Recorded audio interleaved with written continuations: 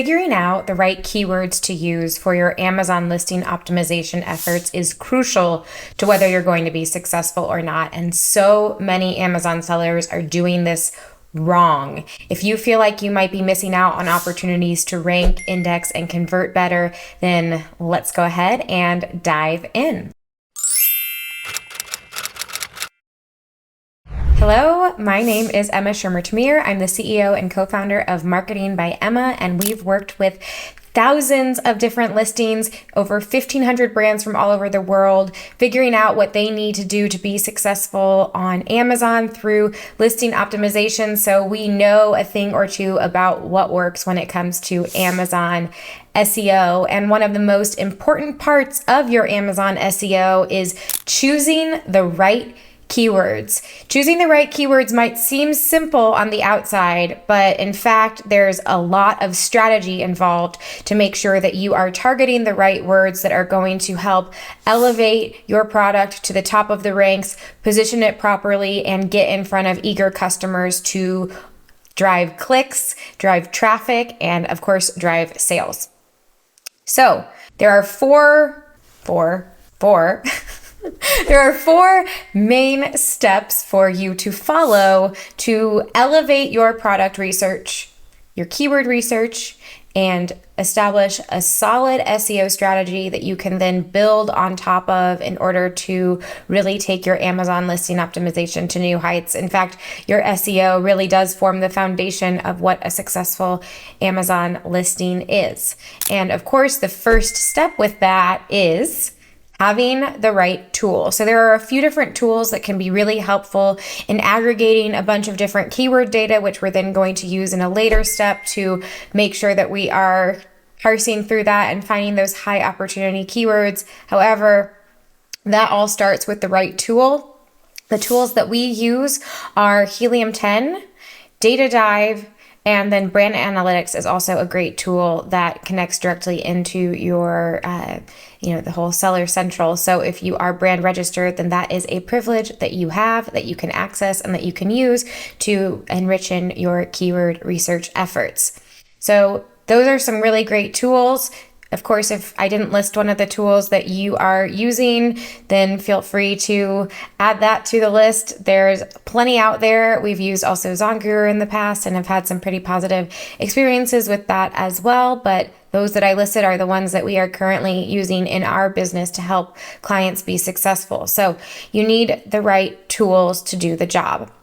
Now, the next thing might seem a little bit counterintuitive, but before we get into any keyword research, we need to really understand your competitors and your product. So we're going to have to do some deep research into what sets you apart and what's happening in the category that you're selling in. And I don't want you to limit this to Amazon. I also want you to think broader and bigger beyond the marketplace to what other companies in your niche are doing in D2C, on Walmart. Whatever is happening in your category is going to help inform you to understand what customers are looking for and caring about, what products are successful, and then how you fit into that puzzle. Ultimately, our job is to help position you in a way that is differentiating you in a meaningful way so that customers want to choose your product over all of the other products that they could choose. And so in order to do that, of course, you have to do your research. You might also want to extend that research into some customer research. Social media is a great tool for this. You can go on Reddit, you can go on Quora, you can go on Instagram, TikTok, YouTube, wherever your customers hang out. Go see what they're talking about, go find their interest, and understand how your product relates to all of these things. Now, how does that actually factor into keyword research? You might ask, well, this is going to help us figure out how you fit in, and thus the types of keywords that we are going to be looking for to highlight so that we are driving customers in a meaningful way, so that we're finding that low-hanging fruit, those areas that perhaps you're competitors are not capitalizing on right now. So doing that research is so important. Some of these tools are beginning to also have some AI enhancement that allows you to do some of this research directly inside your keyword research process, but that is going to be focused more specifically on Amazon. So again, if you're really looking to take things to their full potential, I would also still expand that out beyond the confines of Amazon. So after you have chosen your tool and done your research, the next step is to make sure that you are choosing the right competitors. Whatever tool you are using, you're likely going to be doing some version of a reverse ASIN search.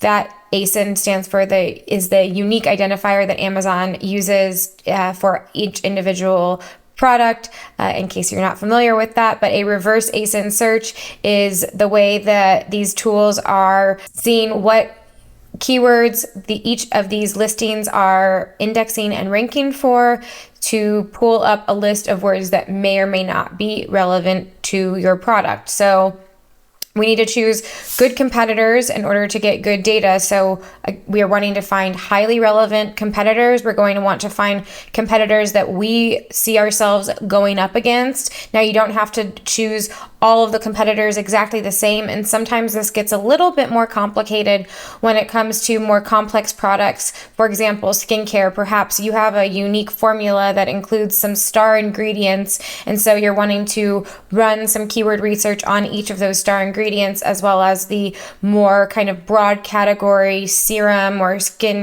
face mask or what have you that your product fits into. So there is some nuance there depending upon what your product is, how your category sort of breaks down, and of course choosing the right competitors is a crucial piece of that. So you have your tool, you understand your category, you know who your competitors are, you know who you're going up against. The last and certainly not least part is you need to hop to the top. Yes, I realize that's a silly sounding acronym, but get cutthroat with your analysis to find those high opportunity phrases. So hop, high opportunity phrase. This is where we take all of that data that we've collected from all of our research, and we're going to analyze it and strategically comb through that information to find those keywords that are going to be high opportunity. So in order to evaluate whether a phrase is a high opportunity phrase, we're going to be looking at a few different things. The first thing is relevancy. Is this phrase truly relevant to your product? If it's not, cut it.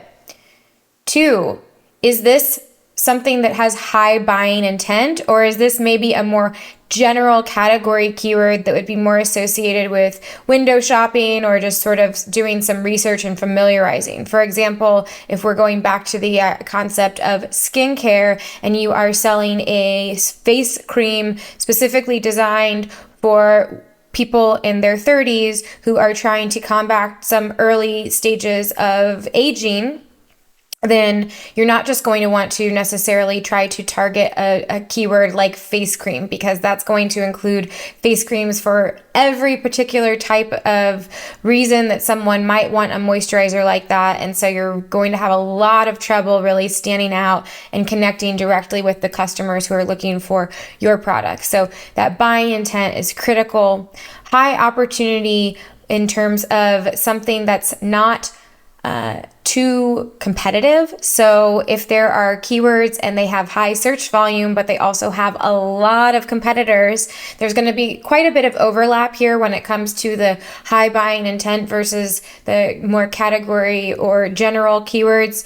But thinking about where are those opportunities where there is that low-hanging fruit, those not yet saturated phrases that you can really rise in the ranks quickly and skillfully. So if there's one keyword and it has 100,000 competitors and another one that has 1,000 competitors or even less, 500 competitors, that 500 or 1,000 competitor keyword is going to be much easier to really have a significant movement forward, appear higher in the ranks, and all of that jazz. So If you can string together a lot of those keywords, then you're in luck. And then the last thing is the more the merrier, more bang for your buck. So what are those phrases that might actually hold other phrases within them? So maybe you have a root phrase of face cream, but there's actually a longer phrase. So face cream for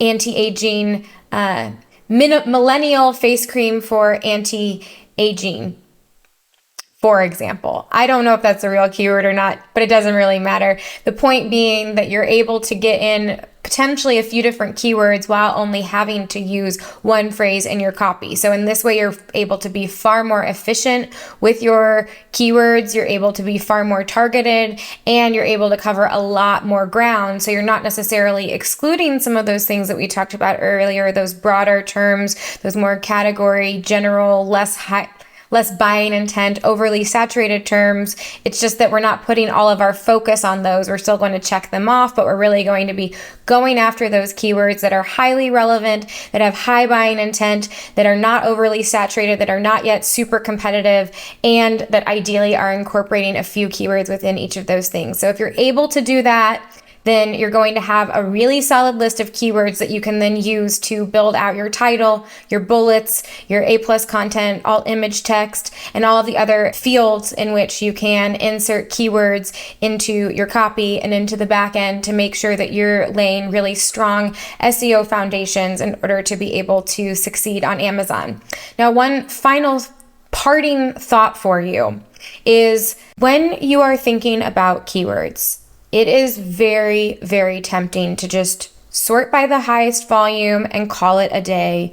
We talked about all of the reasons why you shouldn't do that, but still, I know this Amazon seller's mind. I've had this conversation so many times. It is not that those words aren't valuable or aren't important, but particularly when you are launching a new product and you're trying to gain some traction and momentum, those keywords are going to be really expensive and really competitive and very difficult to be able to rank highly for. So in order to one day perhaps get to that point, a good strategy is to start off with more of this blue ocean in terms of SEO. The last other parting point, parting point part 2. I know I just said the last one was the last parting point, but I guess I have a lot of thoughts on SEO. So the last parting point is, but hey, before I get to that, if you've liked this, let me know. Like this video, drop a comment below, ask your questions, and please subscribe. It would really help me out. Also, if there are other videos that you'd like to see, please let me know. I am a content making machine right now, and I would love to answer your questions.